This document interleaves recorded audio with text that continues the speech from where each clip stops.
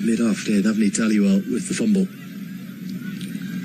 And again, going full pitched, seems like that will be the plan. But you've conceded 2 off each ball so far. Akil Kumar will be striving for a dot here to try to keep things quiet.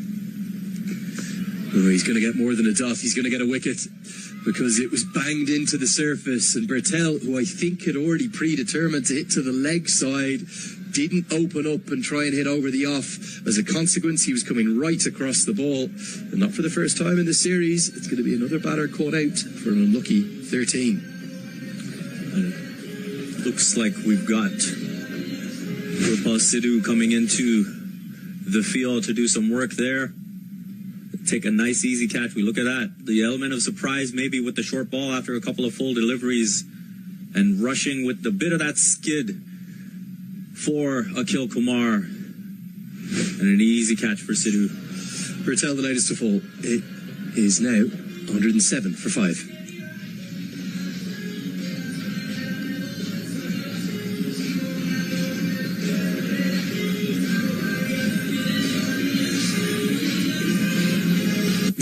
A&W Ruffles Crunch Teen Burger. Let's go. Juicy grass-fed beef topped with Ruffles cheddar and sour cream chips. Let's go! Let's go! Try the new A&W Ruffles Crunch Teen Burger.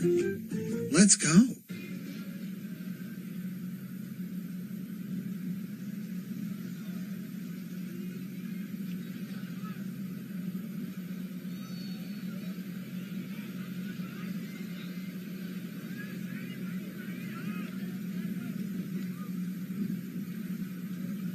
In the last game against Oman, picking up 18 off just 5 balls. Need to do something similar today to get Nepal up to anything like a comfortable total, and now that is really poor. There is no way that Sad Bin Safar was going to be able to run out to Pender Singh. He's about the quickest in the world game, and he's just been tempted into that throw, concedes an overthrow. Crucial second run. And all these little mistakes can add up. You look at this potentially looking like a very tight match. Nepal in a decent spot still because of that opening power play, but Canada pulled back nicely. Just to show how difficult the surface is when it's banged in. That's what Haylager didn't do. But again, Irie's tempted another one into the throw. But this time there was someone backing up. Moma thinks it would have been close for the directed. He would have scrambled home. But Haylager just lost his length, didn't he? No question about it, and it just seemed like one of those, once he gave up that first 6, that he was just completely off it and just couldn't find the length after that, couldn't find the line, and Anil Shah just took full advantage with those 3 6s in the over. So final ball of the 18th, 110 for 5. Gulshan Jha hits exactly where we wanted him to hit. And it goes all the way for 6 more. He's striking quicker than anyone in the competition. The teenager, he's at it again. Gulshan Kumar Jha at his very best. It's 116 for 5. Absolutely brilliant in the slot, and he goes way over a long off into the protective covers there. And you need that one to keep it in play, get that ball back. And Gulshan Shah will be saying, let's get that ball back so I can knock it out again. 116 for 5.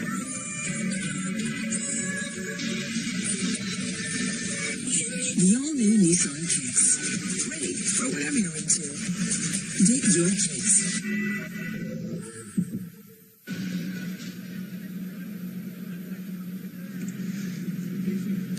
Well, Gulshan Jha doing it yet again for Nepal. He really has been exceptional on this tour. It's been a tricky tour, hasn't it, at points for the men from Nepal, but the youngster has stood tall in every single game. Another maximum down the ground with bat ball and in the field.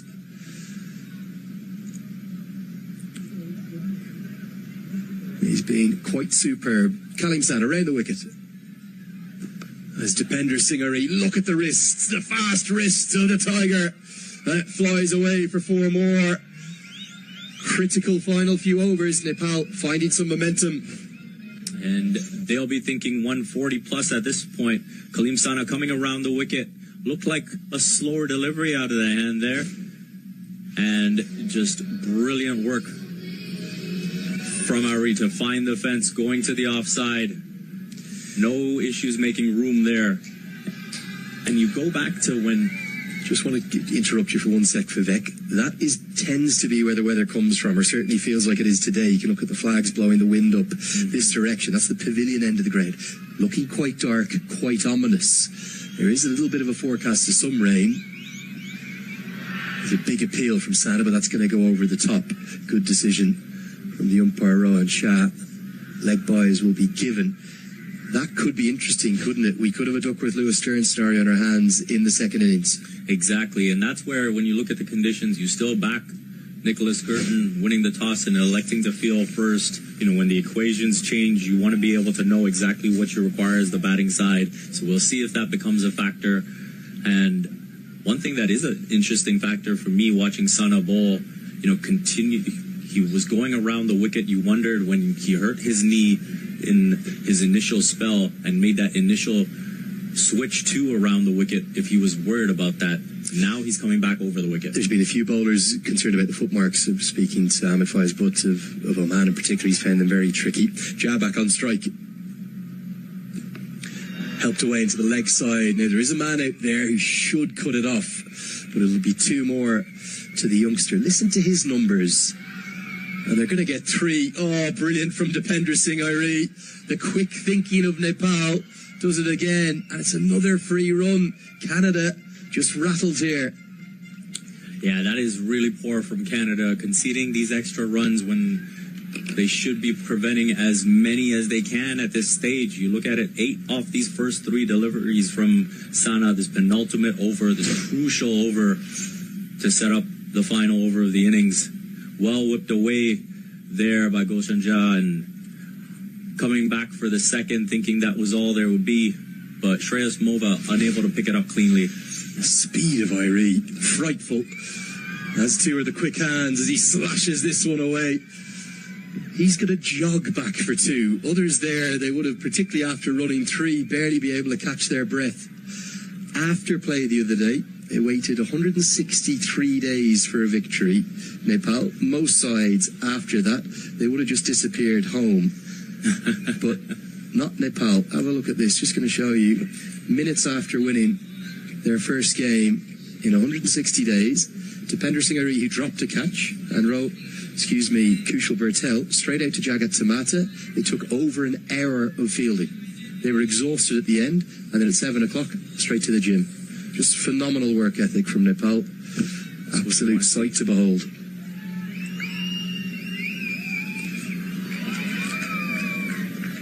That's better from Sana. A crucial dot at this stage of the innings. And you look at Canada's situation right now, 126 for 5. Nepal, you desperately want to keep them under 140 just for that psychological feeling. And you'd still feel, to pull it back under 140. I was thinking after the power play that Nepal might even be thinking 160 with that start. They probably were at that stage, but ultimately, if they can get to 140, that could be a winning score, I suspect. Can they get 2 again? You would think Airi will just come in and out, and he's almost teasing the fielders by just jogging, and they might think of a third, but they won't get it this time, as Jah wants to strike in the final over. It's a pretty good return for Nepal against Kaleem Sana. He finishes with run for 34. It's 128 for 5. TD is supporting cricket in more ways than ever. Because we believe Canada needs more cricket. Azad! TD, ready for you.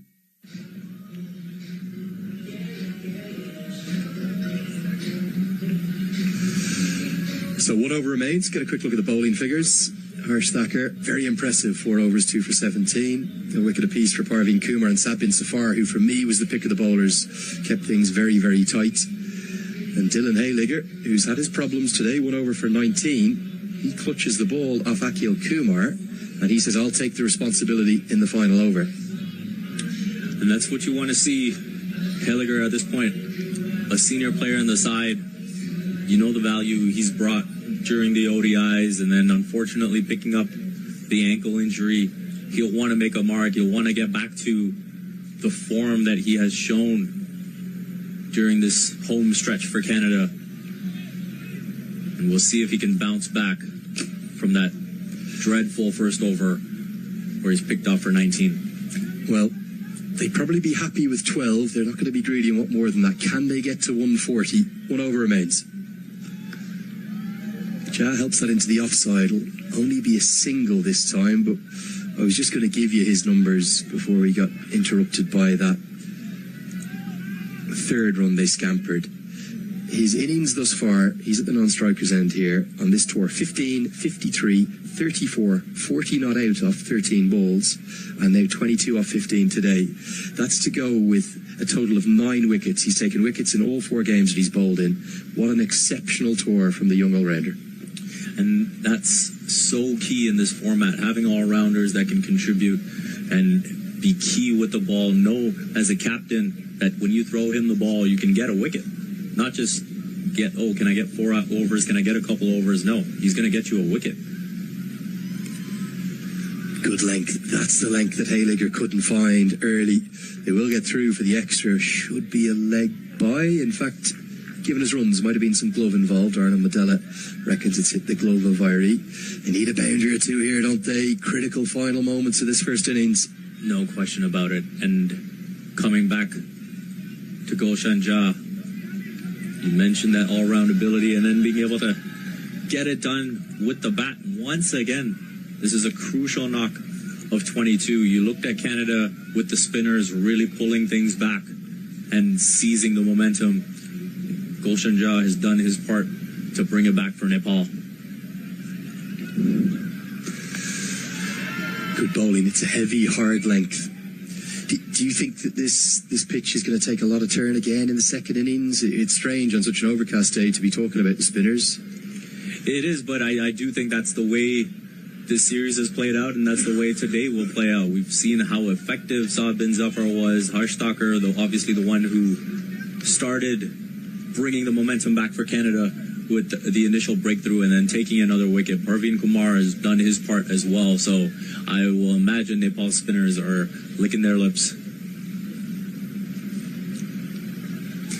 Now Irie gets us into the leg side, but it's a longer boundary. The man's right on the rope, and he takes the catch. It's Akhil Kumar who gives Dylan Heliger a wicket. You cannot blame Dipender Singh Irie for looking for the big hit, but it just didn't quite have the time, and he would have liked probably off the upper half of the bat. And the big hitter coming in to finish the innings for Nepal, he's gone, caught right on the rope. Heliger has really delivered a heavy ball here in this final over to help keep things quiet. Just the 3 singles off the first 3 deliveries, and now we take a look at his 4th going short, and we see Irie sliding over, trying to give himself that leg side option as he pulled it.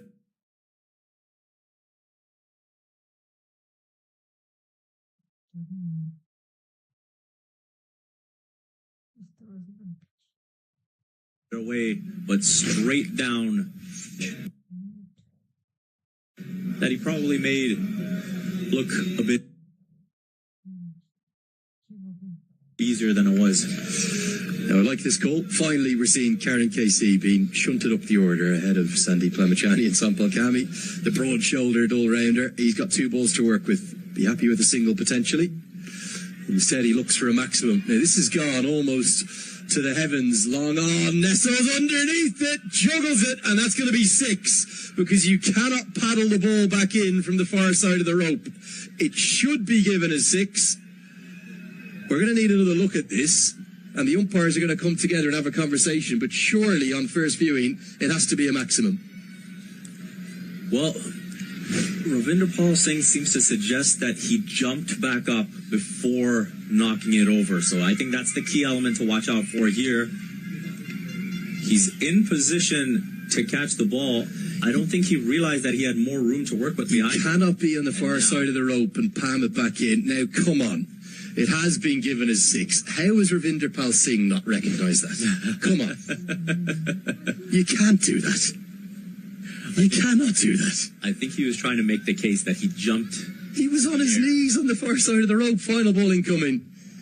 KC helps it away behind square. They should get a couple. I'm looking forward to seeing that one clipped up on social media. They're going to think of a third. They won't get it. They'll be happy with 2. I hope we get one more look at this. I don't know if this is the penultimate ball. It is. Talk me through this one. Come on. As a Canadian, what's going on here? The first thing is He's dropped the catch. Realize that he's got more room behind him to just take the catch instead of trying to save it. So hold on. Now, what's happening here now? He's trying. Now, come on. Now, Vivek, please. It's a 6. There's No, no thank question you. about that. Okay, it has is a been 6. given as a 6. I'll tell you something now.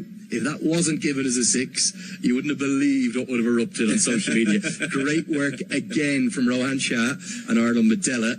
But I will be having a word this evening with Ravinder Pal Singh about the fact he has not signalled 6 back to the umpires down at the far side of the ground. Distinct halves, a flying start or very distinct thirds. That flying start, a brilliant fight back from Canada, and then a pretty good finish from Nepal.